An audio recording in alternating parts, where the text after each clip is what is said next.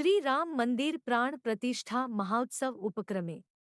Rockstar charitable trust Nadiad દ્વારા એક કાર્યક્રમ રાખ્યો હતો, જેમાં સંસ્થા દ્વારા પહેલા તો પ્રભુ શ્રીરામની આરતી કરવામાં આવી, ત્યારબાદ સંસ્થાના બાળકો દ્વારા રામાયણના પાત્રો બનીને વિવિધ કૃત્યો સાથે ધામધૂમપૂર્વક કાર્યક્રમને ઉજવવામાં આવ્યો હતો, જેમાં ઉપસ્થિત ટ્રસ્ટના અધિકારીઓ પણ ઘણા ઉત્સાહમાં જોવા નજરે પડ્યા હતા।